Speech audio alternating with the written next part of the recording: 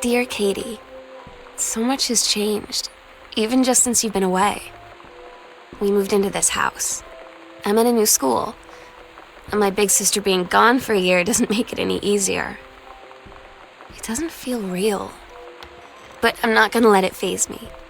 I used to tell you everything, and if I can't do it in person, because you're off gallivanting around who knows where, I'll tell it to this journal, just like I was talking to you.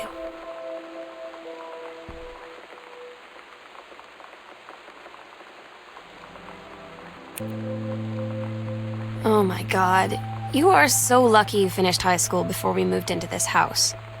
So, it's the first day of school, and there I am, introducing myself to the class, and I say that I just moved into the house on Arbor Hill. All of a sudden, every kid in the room turns and just stares like I suddenly transformed into a mutant. I just stood there, wishing pretty hard for a rewind button. Because now maybe nobody knows my name, but they all know who I am. The Psycho House girl. Great.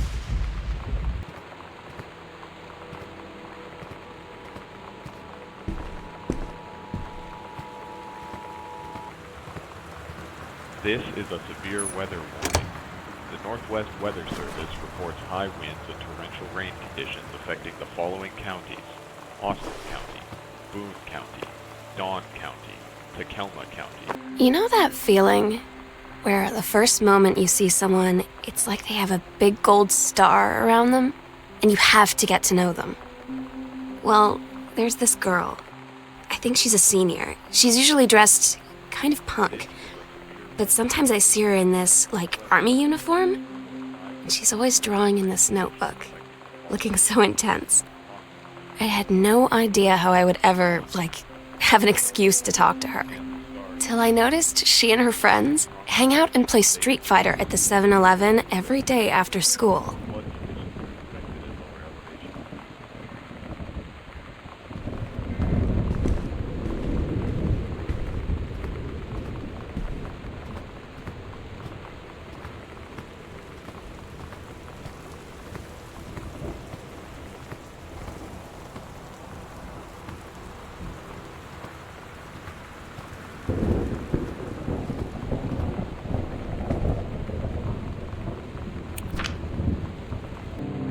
When you live in one place your whole life, your next door neighbor is kind of like your default friend. And Daniel only got weirder over the years. So moving away has been a good excuse to, not see him anymore. But he did always have the good Nintendo games. Maybe I'll give him a call.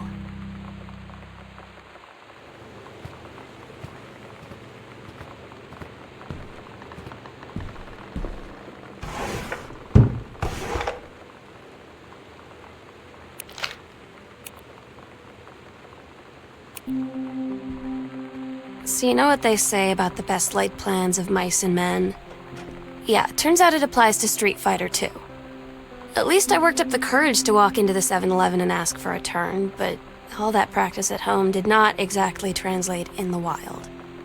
So after I was finished getting my butt kicked, I followed them outside while they smoked.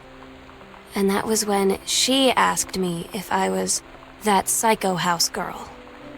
But then she said she's always really wanted to see the Psycho House.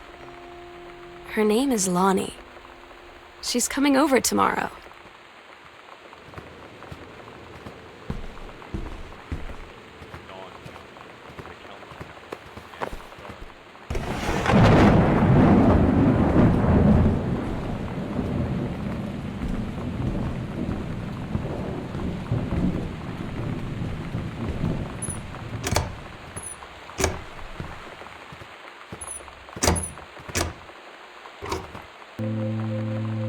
It's weird hanging out with girls. Daniel was around ever since I was little, and other girls? I don't know. But being around Lonnie is instantly just right. I gave her the grand Psycho House tour, and took my revenge on Super Nintendo. And it was I don't know, I finally found someone I feel normal around. I drove her home and she gave me this tape and said, "You have got to listen to this." I haven't stopped playing it since.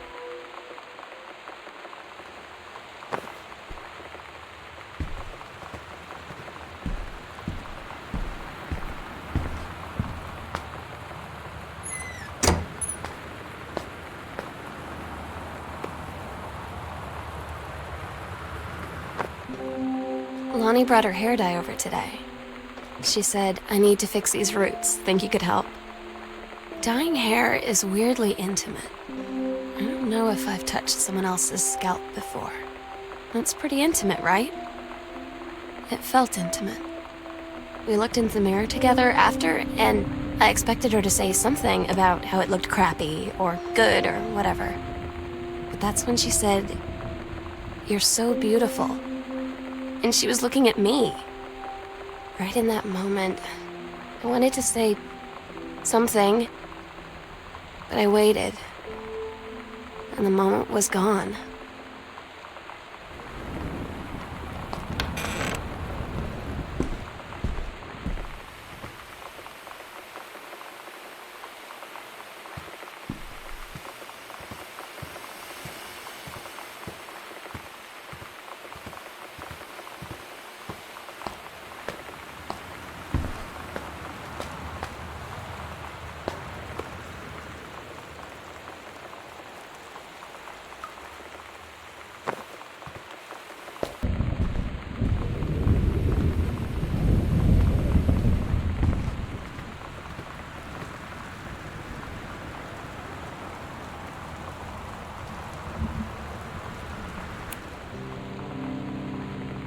Sometimes you just have to lie to Mom and Dad.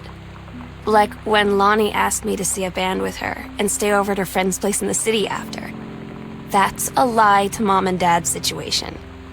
But it was so worth it. The girls on stage were just so loud and real and awesome. And everybody was moving together like one huge tide of sound. Between two songs, Lonnie leaned over and said, "How do you like your first show?" I was so happy. I felt tears starting in my eyes. And then she up and hugged me. I think she could tell.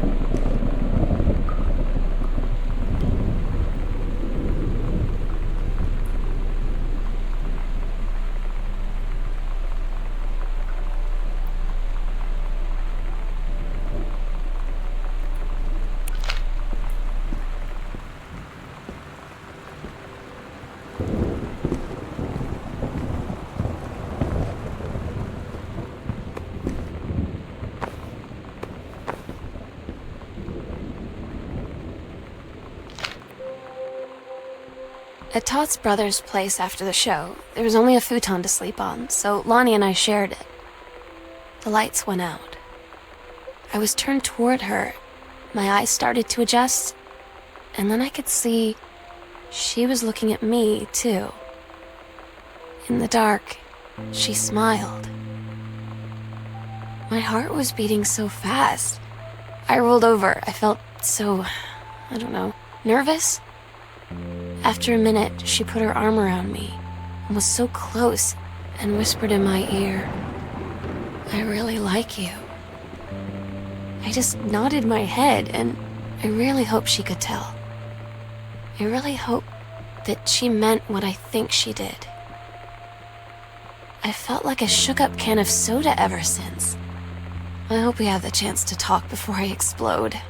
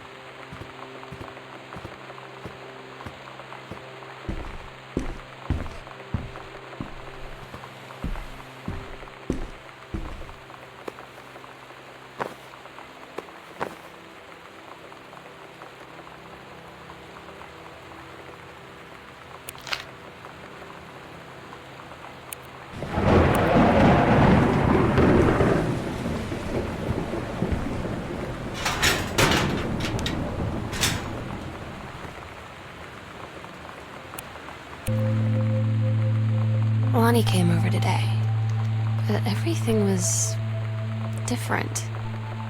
She was sitting at my desk chair, and she wouldn't look at me. Finally, I asked her what was going on. She said she felt like she'd done something wrong that night in the city. Like I must think... But I said no. There was nothing wrong. I just wanted to say... But I couldn't find the words. I felt like I was gonna cry, but I wasn't sad. She got up and sat next to me on the bed. I looked at her. Lonnie, do you think you could ever...